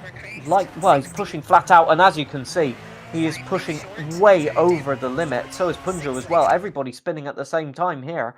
It's getting to the end. You think you're safe. You're within the last quarter of the stage, and you're like, I've done it. I'm home and dry. And then that's when the mistakes start happening. It's always when you think you're safe. And again, Kamikaze just clipping the... this is the part of the stage, by the way, where they had the problems last stage. This is the last section here, which was the short stage of stage 5. And they're having to do it in the dark now with the damaged car. Some of them no headlights. Radiator damage. It's Kamikaze's had a spin. I think Kamikaze was in the junction. I'm not sure. Oh, he's in a junction. Okay, never mind. Panic over. I thought he had a spin. I will 100% give that one to you, because I can hardly see anything. I only have my stage knowledge to guide me right now. And look at how little you can see. It's incredible. But I will say... His headlights off now. Kamikaze, to be fair, despite those mistakes, he's heading towards the end of the stage coming up soon. That was lucky as well, clipping the bank. He is near the end of the stage. He's got 2 sectors left to go. And I honestly think that the headlights are actually more distracting, because your eyes get used to the lower half of the screen. As you said, that Punju's had a moment again. I mean, he's got his headlights back on at least. He has found, the Italian and German electronics of the 80s, apparently not very good quality, but the lights keep going in and out. Wow. Very realistic, actually. Light failures were very, very common back in the days, but yeah, it's very tricky. I honestly think he'd be better off turning his headlights off for EXR Kamikaze, because I think he's getting distracted by what he can see on the side, but compared to what he can see in front of him. Yeah, I think people would assume that having headlights on is a good thing. And speaking of Kamikaze, as you just said that, he's had a bit of a moment and he's almost finished. Imagine if you had a moment towards the end and you were doing so well and you think you were going to finish and then you end up retiring. You do not want to be at that stage, as most people are finishing right now. We're approaching the 24-minute mark for Kamikaze, so not quite the time we would expect to be near the top so far. Don't forget the time to beat is a 5-minute. No, never mind. That's stage one. Never mind. 24:32 is the time. Yeah, 24. Yeah, 24:32. So yeah, that's by ZY and obviously Monkey Matt. If he's going off times. Yeah, Punju definitely has the punch. He's struggling to control the car. I'm not sure, but the car did not look like it was handling correctly in there. So either he has suspension damage to the point where he's got steering damage and he can't actually steer the car properly. But that car is very, very poorly, and he's definitely going at a reduced pace right now. One of the things I was going to mention, actually, but I was going to mention that a long time ago, I just never got the chance, is the fact that these cars majoritarily have viscous differentials. And what that means is they were, well, up until the 2000s, they weren't banned in the WRC. But they were an attempt to get the power delivery a lot more stable. But, however, they have a side effect in that when you get worn tyres, so on a 35-kilometre stage like this one, it can make the power delivery even more unpredictable front versus rear, so you can get understeer, oversteer, and all of that. So I think people like Kamikaze and Punju, who's got damage, when they're trying to push a little bit to gain time back, they're falling foul of the tyre wear now, which is, you know, normal. It's you know, nothing about their driving skill whatsoever, but they will be wanting to get to the end of the stage. And as we can see, EXR Kamikaze, I think the first to finish the stage here, past the British flag on the left that I briefly saw, and across the finish line in a 26.19, and straight off the road, and that car is going to the scrap heap. Look at it. There's no bodywork on the rear of it. No, it doesn't look like it, but at least that he's finished and he's able to get the car plugged in the right direction. So yeah, 93rd for him. So 23rd on that stage. 23rd. I thought you said 93rd. My It's brain. just my accent. No worries. It is your accent. So 23rd so far. Can anyone beat that? We've still got a few more people. Oh, it's Punju's hit the wall again. So that will be the 9th time that he's hit that wall today. That Audi could be a handful. So 47th for Aerotech, 2 minutes 43 off the winning time of that stage. I will say that's not a bad stage at all as Vlembar crosses the line. I think he hit the finish marker. Is he going to try and do donuts? I'm not quite sure. I think the car's too damaged. Yeah, don't do donuts. You don't want a DNF, John. No. Well, he's after the finish line, so technically he won't DNF, but fair enough. I think the car's just completely too far gone. Wow. 7th, incredible. 52 seconds. Is that 52? 57, I think. 57 seconds off the lead. That is an incredible time. I think that is impressive. I believe. I think we have someone waiting for an interview. I think we do. And it is Mr. Kamikaze. How do you think of that rally then? That looks like a treacherous last stage, with the headlights going off and on, with a few mistakes, not being able to see. What went on there? Yep. No, the rally was fun. It's hard, of course. Actually, I turned the lights on and off on the stage because sometimes it was easier to see the road without lights. So very smart. That was me. Yeah. So what I suspected was true then, that just some stages, was that due to the snow then, lighting up the stage, or the lighting conditions where, you know, sometimes it was providing a reflection, or what was that about? Yeah, that was the wet surface in the darkest area of the stage, and some places the moon shine on the stage, and the stage shine up, so much easier to do it without lights.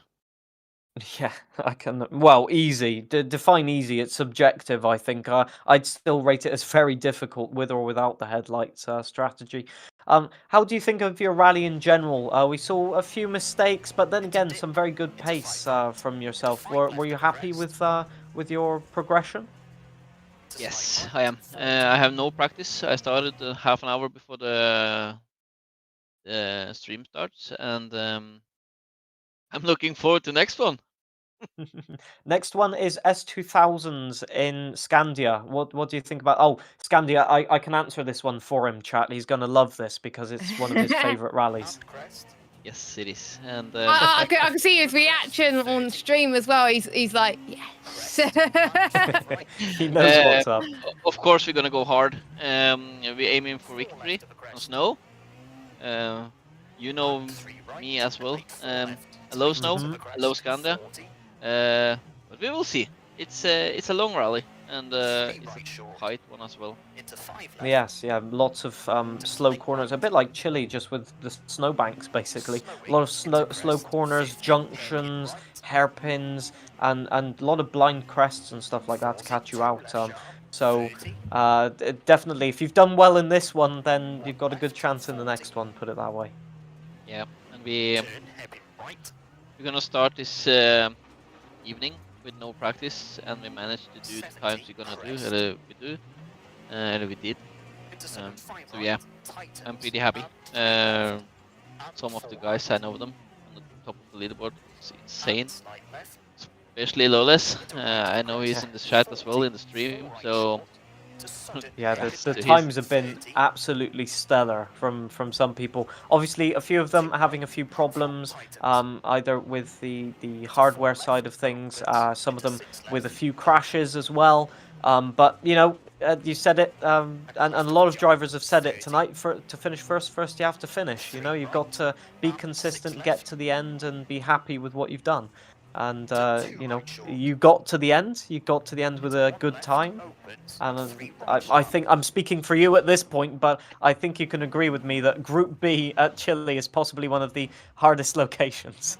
yeah, and in the mid stage, we forgot to change the tires as well, so we raced it to middle stage with the worn tires. So Oh. yeah, pretty happy. We couldn't do any better with the equipment we have, so pretty happy. Well, that will explain a lot then. I can't even start to imagine how that must have felt in terms of driving. Like on ice? Slippery when wet. Wow.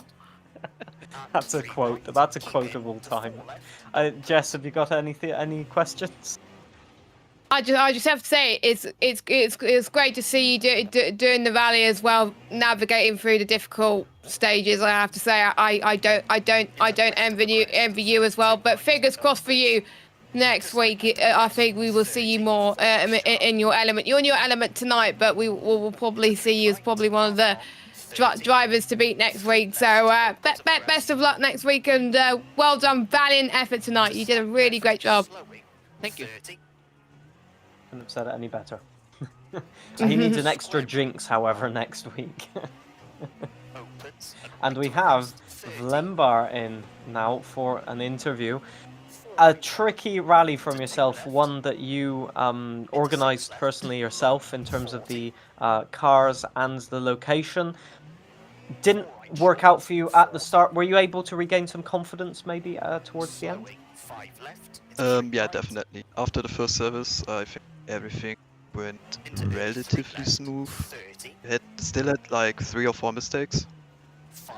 Like 3 surely on the last one, and I think 2 before. But except that, it went fairly smooth after the first 2, so can't complain. Could have been way worse. So. Yeah, the pace looked very, very well, stellar, just on the limit. So, I'm guessing that the overall result may not have been what you wanted. Obviously, you always want to win the event that you organise, but I just want to say it's been absolute, just hilarious watching the driving and the skills of all the drivers, I will say they've done an absolute amazing demonstration of talent. Do you think the event panned out how you expected it for everybody else, or have you been keeping track of everybody else, or just focused on yourself? I actually didn't keep really track of the other drivers, so I don't know if they ran into big trouble.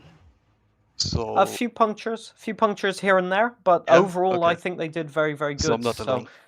So you're not alone. Yes, indeed. Sadly.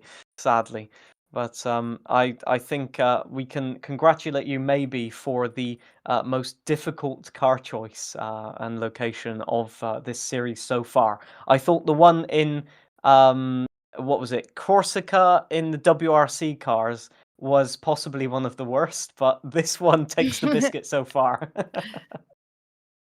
Yeah, I agree. After Rally France, basically, I already thought it couldn't get too more difficult, but yeah. I'm also looking at the next rally now, which is Scandia, and there's also a 30-kilometer stage in there as well. So Ooh. that rally will also be very interesting. It certainly will. It certainly will. Snow, more snow. It seems like a theme this year of just having snow and adverse weather conditions.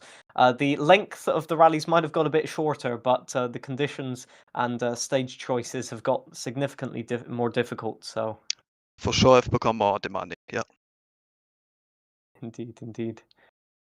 Any other questions, Miss Jess?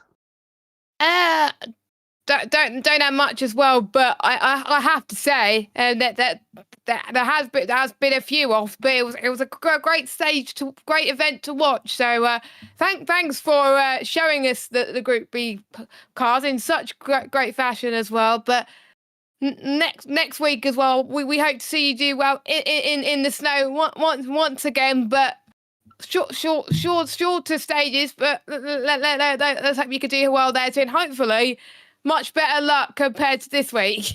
but well done to you for some of the stages. You did very well tonight, so great job. Thank you very much. And last question from me about the championship. I think Kamikaze's finished in front of you, so gaining a few points. You worried yet about the top of the standings, or is it comfortable still? I actually did manage to finish 8 tenths in front of Kamikaze at the end. Overall, I'm just seeing that. I will. Oh yeah, I just seen it. Yeah. I take it back. I absolutely take it back. No worries. Good job. I don't know if he mentioned it, but he had a poor mistake that he accidentally didn't choose new tires for the last two. So yeah, he did say. Yeah, he did say. Yeah. So that was cost him dearly. This time luck on my side. So yeah. Well, there's I think 10 hours remaining to set a time, so somebody could swoop in and nab a few points, but most definitely a very solid effort from you, and I can wish you all the best for the next ones. Thank you very much. I think we should get people that have been so in sync together throughout the whole rally. Punju and Aero as well. But first of all, welcome back in. Punju, you must have hit the tree so many times. We lost count. Yeah. I decided to put on my flannel shirt and become a lumberjack that time around. It was not, you know that guy on TikTok who like swings the axe and everybody loves him. He's super jacked. Oh yeah, I was that guy just without the muscles. Like it was a lot of fun. Kind of, not really actually. It was really hard. It all went downhill on the second to last stage, and that final stage was just a continuation of the defeat. But it was fun. I will be keeping that quote. Yeah. Like him, but without the muscles. That's a new one. I'm keeping that one. So I know someone in the chat was counting how many times you hit something. That's Lauren. That was Fiction War, not me. and, Okay, that's and our producer was counting as well. So Awesome. anyway, carry on, John. What do I follow up with from that one? That's just emotional damage at this point. It was complicated for both of you. Mistakes and difficulties with road conditions, tires, even the cars. They're not the easiest things to drive, but you were so in sync until unfortunately Punju got that puncture. But Yeah. what can you take from both of you from this week in terms of the fact that the competition is closing up and that mistakes matter more and more? Well, Arrow, you said it best. I'll let you answer that question. Yeah, it's just nice to have a playmate.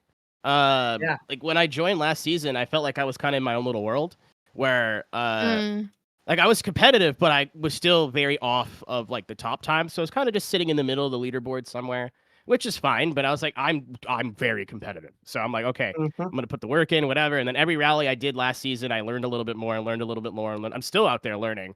Like I've never driven Chile in this game ever until this morning. Okay. So I was. Yeah, and I'm not really particularly good with the group Bs, but the further I got in the rally, I started to like learn the car a little bit better. I was like learned that I was using way more handbrake than I normally do. Like I was picking up little things. So to have like an active yardstick now that where we're kind of similar, I still think Punju's the better driver overall. I'm just like slowly inching up in terms of like average pace. So if I'm like close now, I'm like cool. I must be doing good. It's fun to like jump out of the stage and go, oh, what was your time? Oh, what was your time? Oh, I lost a little bit of time here. Oh, I gained a little bit of time here. Like it's and we could see the differences in our cars too. Of like, oh, the tighter stages I was doing a little bit better, and like I had so this much more fun. absolute chunky tank of a car, and you had this thing that was the width of a pencil. So like, I had a little bit more power, but you could just get through everything. Yeah, that the was tighter really fun. stages, dude, I was all over you. Like it wasn't even close. Yeah, I'm looking back at like my replay right now, and I just like keep hitting barriers on the side. It's like little grazes because I just can't quite tell the edges of this quattro. Like you think it's as thin as you think it is, but then there's just so much extra fender on the outside that clips you in every single time. Yeah, it was tough, but it was fun. And you're right. I mean, like it is really fun to race against you, Arrow. Like you're not only a fun and like fair competitor, but like you're fast as heck, and like you definitely underrate yourself a lot. So it's cool to see you living up to like what everybody knows that you can do. So you're crushing. Shucks. Yeah, well, I was about to say we've got two drivers here that do not like being given compliments. So I was trying to think, what can I say? But then again, they're giving each other compliments and not liking it. So they're doing my job for me, eh? You're welcome. Yep, I just watched the part back on my replay where I lost my lights, and it was a little stump. How about that?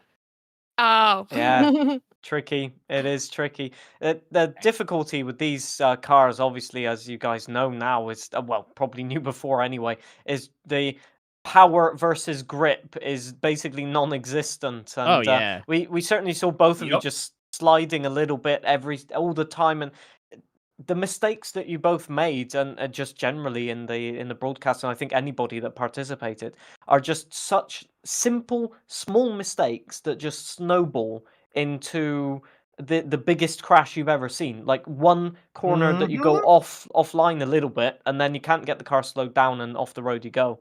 So very interesting to see that despite different car choices, different setups, including different driving styles as well, Punju not using the handbrake, still the cars managed to punish you for the mistakes, put it that way. That they did. Yeah, so Arrow, I like how you said that you started using the handbrake more and more. Did you know that in real life these cars didn't have handbrakes? You know what? Video game, baby. I'm also not Swedish, 45 years old, and have 3 cigarettes hanging out of my mouth, so I probably can't drive a Group E car in general. So like I'm not. My name's not Sven Svensson. I can't do it, man. Wow. You're right. I think it has to be good at these cars, doesn't it? Yeah. Look at Kamikaze. Guess where he's from? Yeah, it's a fair point. I'm not surprised. Vledbar too, also Nordic. Yeah, personally, there I'm we shocked. go. Yeah, it's not. If you want to be good at EA Sports WRC, move. Just move to Scandinavia. Yeah, there's a correlation here. You're welcome. I'll take you can PayPal me anytime. My PayPal is I'm joking. Wait a second. Oh man, these guys are way too fast. Yeah, it's cool though, because like we're learning. I don't know about you, but every time I jump in like with Mike, I was like, hey, like my car doesn't have a lot of, because I don't know like rally tech knowledge. I'm like, my car has no side bite.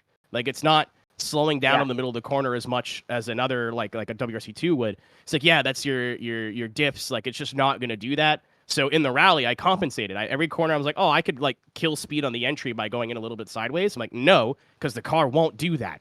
I'm sure you could do something in the setup, but I've learned a long time ago that if you don't know what the buttons do, don't touch it. So I just changed And that is the where brake you're. selected. That's where you're beating me because I keep trying to touch the buttons even though I don't know what they're doing. I'm like, what does this do? And then usually it makes it exponentially worse. Like, so yeah, like even having like it was cool last season having like a list of creators that you could realistically win every week, but having a lot of the really fast guys in here, I can't speak for everybody, but I'm learning a lot more every round now. So it's cool to have like some of the top like 0.1% of the players in the game in this as well. It's awesome. It's fun to watch too.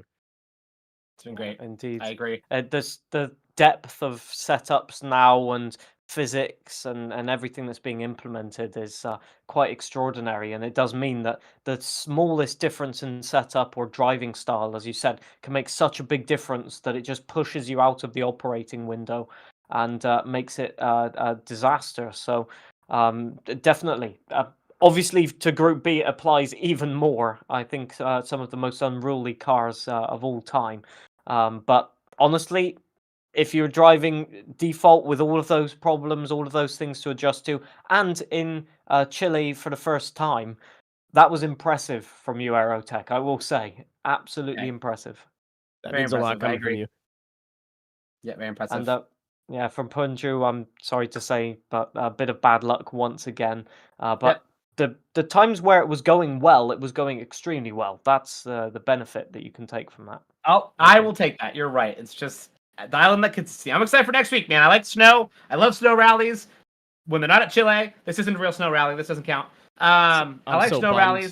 I'm so sad. So I'm excited for next week. Yeah, I know you're missing a good one next week. I'm gonna miss the Drive next snow? two now. I'm No. Oh, I'm rip. gonna be in Boston and then New Jersey watching drift cars. So that's don't feel too bad Wow. for me.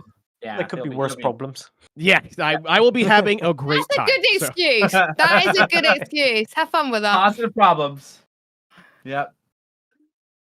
Well, Well, I guys. think we won't hold you for much longer. I just want to say awesome efforts and just spectacular driving. It was a joy to watch, and I'm sure there will be even more spectacular stuff in the upcoming weeks. And Oh, for sure. Aerotech, I'm sure that when you come back, you'll be drifting around us like as if we were standing still. Oh, he will. Yeah, thanks for having us. Thanks for the broadcast as well. It's Yes. super fun to watch back for us, and then thanks for EA for helping put this on. This has been one of the coolest things I've done in a long time, and it's awesome to be a part of this group. Oh, too Couldn't have sweet. said it better myself. Well, thanks, guys. We shall see you later, and thanks again as well for the comms. You guys are epic. Thank Bye, you, y'all. thank you. Yeah, go enjoy the rest of your evening. And they vanished before they got the chance to hear Let's that. say bye. I wonder if we can go through the standings a little bit on the good old RaceNet. Yes, so at we the do. moment, with about 9.5 hours left, we've got Loles, who is still in first by only 6 seconds Wow. from ZYQC. In the 205, so two different cars at the top of the standings. However, there is a very big correlation between the Lancia Delta and being fastest on the leaderboards, because the next two spots are taken up by the Delta. The VBR presented in threes there with VBR Rodies, followed by VBR Callaghan, and then VBR Napavarine in third, fourth, and fifth. And other mentionable names, Monkey Matt in 8th, a very, very good time there. Obviously, I think he said made a few mistakes, but honestly can be very, very proud of that time, especially the last stage. In terms of our creators, we had Vlembar in 13th, followed very closely by Mr. Kamikaze in 14th. Separated by 0.8 of a second after so many stages. And then Ambient Mike in 15th, paradoxically, only 6 seconds behind EXR Kamikaze as well. So everything bunched up there at the end, which is incredible. It just goes to show that the ability of those creators is mind-boggling as well. And I do agree with what they were saying in terms of having some of the top guys come and race on the Monday nights. It just helps people improve. It's the same with any series, right? Whether it's F1, ATC, WRC, it's always good to have someone fast that you can learn off. And I think a few of our creators have definitely improved with that as well. Shout out to Dark Viper, by the way. He's finished an actual event this week, so props to him as well. Well done to him as well. I think all of our creators finished this week, John. Is that correct? I About the think 6 that we so. I got? did not see any DNFs at all at any stage. Just going to mention Dark Viper in 138th place. Had a bit That's of good. tricky, while we were doing the interviews, I was watching his footage, had a bit of a tricky last stage, losing about 6 minutes at the end of that stage, if I am correct. But he managed to finish an event, and that is the main thing, honestly, because he's had such horrendous luck. I wouldn't wish it on anybody else. Yeah, to finish first, you So first have to finish. indeed, you said it, and it has come true, that's for sure. And in more ways than I would have expected, to be honest. The rally was definitely one where consistency was needed, and the mistakes happened, and they happened thick and fast. But I think they got away lightly, to be honest, with Group B. They got away lightly in terms of impact. A few punctures, but no direct DNFs. 184 players have finished the entire event at the moment, which is, I think that's not going to be a high percentage compared to the participants that started the rally. No. I think there's going to be obviously more people that are going to take part in this a little bit later on as well, because I know that some people that may be watching for inspiration and then want to have a little bit of a go later. So you don't forget, you can still get involved. Go on to racenet.com. Find us in the EA Sports WRC clubs. We are the EA Creator Series. You have until tomorrow morning, 8 a.m. UK time, to get involved. So can anyone beat the times that are currently set at the moment? And you can see who will top the RaceNet standings. So we won't keep you waiting any longer. First of all, thank you to the guys over at EA Sports for sponsoring this club. Much appreciated, all the hard work that you do as well. Of course, we're on their YouTube channel as well, so massive shout out to you guys. Of course, thank you to our lovely person behind the scenes for keeping us on the straight and narrow, Mr. Gareth Allen, as always. Lovely stuff from him as well, so thank you very much to him as well. And of course, thank you to John for joining me in the commentary box, for being the expert by my side as well, to help me introduce to the world of WRC Rally, which was a lot of fun. So next week's going to be interesting, to say the least, with Scandia is the next stage in the snow. But yeah, thanks, John, for having me tonight. It was really fun. Yeah, it was a blast as usual. Just seeing drivers pushing to the limits and sometimes above the limits, but we'll gloss over that once again.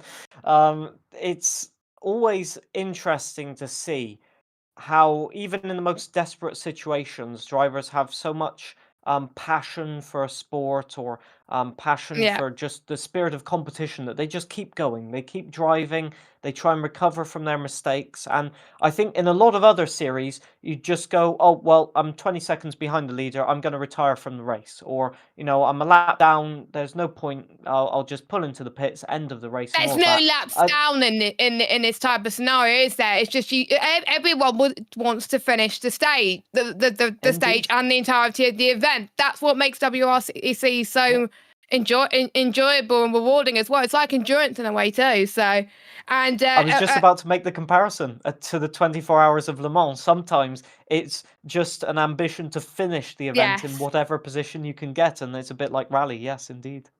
Yeah, it's a bit of a combination as well, and I know I'll definitely be watching more rally in real life as well, because I've got some channels to do that as well. So after this, so again, thanks to EA Sports as well for our partners as well. Our next stream on the Creator Series channel is on Friday at 7:30 p.m. for the F2 series around Qatar. Then we got the F1 series on at 6 p.m. normal time, because we got no F1 in real life. That's the mystery GP, so they won't know what track they're going to be at until they actually get into the lobby.